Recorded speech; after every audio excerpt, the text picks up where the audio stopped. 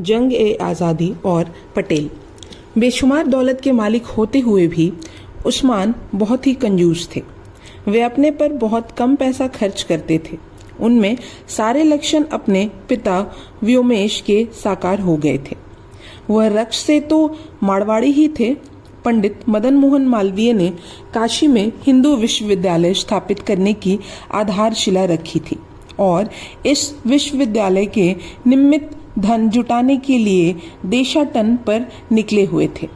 चंदे में जो भी कुछ इकट्ठा होता वह उसे सहर्ष स्वीकार कर लेते थे।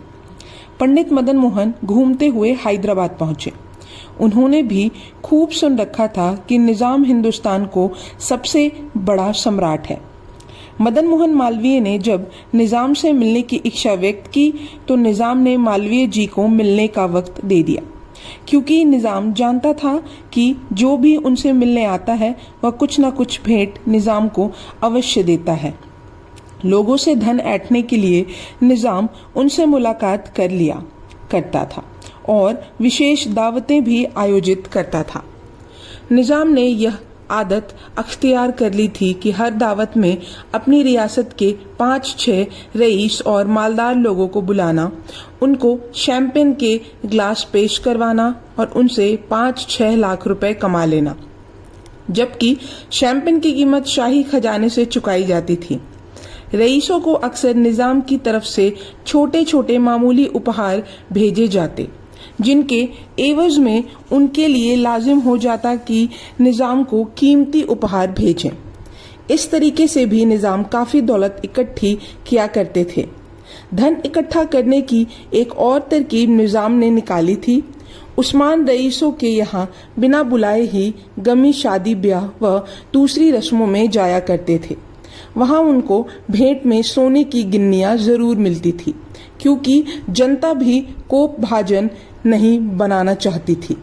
जब निजाम ने सुना कि बहुत बड़े पंडित जी उनसे मुलाकात करना चाहते हैं तो उन्होंने सोचा कि पंडित जी उन्हें भेंट में कोई ना कोई कीमती उपहार अवश्य देंगे। उन्हें क्या पता था कि पंडित कोई भेंट देने नहीं बल्कि काशी विश्वविद्यालय के लिए उल्टे उनसे ही चंदा मांगने आए हैं। निजाम ने उनका स्वागत करते हुए कहा, आइए बिरहमन, हमारे महल के तो भाग्य जाग गए जो साक्षात देवता पधारे हैं। हम देवता कहाँ योर हाइनेस, देवता तो आप हैं। आपने उस्मानिया विश्वविद्यालय बनवाकर सरस्वती देवी की अपने ही ढंग से अद्भुत पूजा की है। हमने कहा, वह तो सब आप जैसे लोगों से एकत्र धन से स्थापित किया गया है। आप भी खूब विनोदी हैं हिज हाइनेस। कौन नहीं जानता कि आपको विरासत में भारी भरकम खजाना मिला था। हैदराबाद रियासत में प्राचीन काल में सोने व हीरे जवाहरातों की खानें थी, इसलिए इस प्रदेश को स्वर्ण भूमि के नाम से भी जाना जाता है। इन्हीं खानों की बदौलत आपसे पहले हुए निजामों ने बेहिसाब दौलत जमा की थी।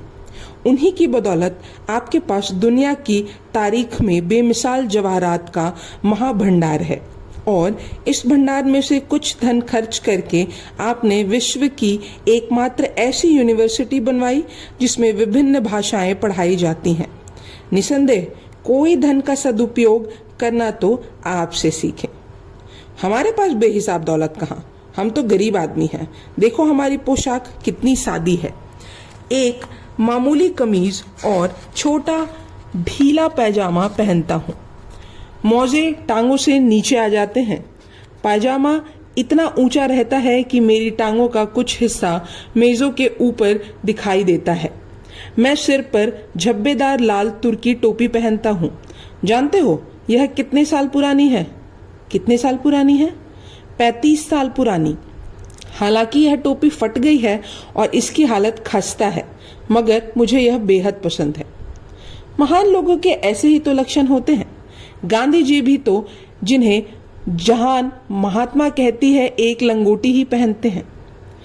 गांधी तो दिखावा करता है, खुद लंगोटी पहनता है और कांग्रेस के लिए अपने ऑटोग्राफ देकर चंदा वसूलता है। हमने तो सुना है आपने भी कुछ इसी तरह बहुत सा धन इकट्ठा किया है। आप तो गोलकुंडा राज्य के उत्तराधिकारी होने से दुनिया के सबसे अमीर व्यक्ति माने जाते हैं, इसलिए तो आपके यहाँ 11,000 नौकरों की फौज है, जिनमें से 38 केवल झाड़ फनूस साफ करने में लगे रहते हैं। आप अपने सिक्के अपने राज्य में ढलवाते हैं और आपका अनश्रुत धन भंडार लोगों की काल्पित या दंत कथाओं में वर्णित लालसा की तुलना से भी बड़ा है। सुना है कि आपके पास रत्नों का इतना बड़ा भंडार है जिसको निकैडनी लंदन की सारी सड़कों पर जड़वाया जा सकता है। कहाँ से सुन लिया पंडित जी? अरे भाई, हमारा खजाना तो बिल्कुल खाली है। परंतु हमने तो सुना है। क्या सुना है आपने? हमने सुना है कि आपने विरासत में वजनदार सोने की छड़ें और ईंटें, हीरे जवाहरात का भंडार और बेशुमार कीमती जेवरात हासिल किए हैं। आपके महल में कई तहखाने इकट्ठे हुए हैं, गहनों और सोने चांदी की ईंटों से भरे हैं। उन तहखानों के तालों की चाबियां आप स्वयं अपने पास रखते हैं और अपने किसी अफसर या अहलकार का विश्वास नहीं करते। किसी को भूल से भी चाबियां कभी नहीं सौंपते हैं। आपको किसने बताया यह सब? धनवानों के चर्चे बताने की जरूरत नहीं होती, वह तो गली मोहल्लों में गूंजा करते हैं। हमने सुना है कि आपको अपनी बेशुमार दौलत से बड़ा मोह है। तहखानों में जाकर जब तब आप अपनी सोने चांदी की ईंटें गिना करते हैं। आपको सोने की ईंटों के चट्टे पर चट्टे लगे देखकर बड़ा संतोष होता है। बेशुमार दौलत सोना, चांदी, जवाहरात और जेवरात की शक्ल में आपके पास है। उसके अलावा तमाम जमीन और मकानात, कोठियां आदि आपकी जायदाद में शामिल हैं, जिनसे कई लाख रुपयों की आमदनी होती है। आपके पास मशहूर हीरा जैकब है, जो कीमत में कोहिनूर से दूसरे नंबर पर समझा जाता है। कौन नहीं जानता कि उस हीरे का वजन 282 कैरेट है।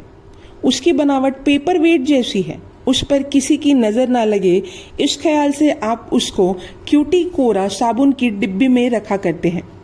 जब मन में आता तब अपनी लिखने की मेज पर पेपर वेट की जगह उस हीरे का इस्तेमाल करते हैं। यह सब तुम्हें कैसे बताया गया?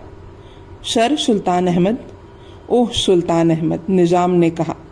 हम तो उसे अपना खास आदमी मानते थे। खास सलाहकार की हैसियत से सभी वैधानिक मामलों में वे सलाह दिया करते थे। जब वे अपनी सेवाओं से हमें खुश करने में कामयाब हो गए, तब हमने वह हीरा चंद मिनटों के लिए देखने को उनके हाथ में दे दिया था। परंतु जब सुल्तान अहमद के हाथ में हीरे पर हमारी नजर जमी तो भय के कारण उनका हाथ बरबस कांपने लगा था।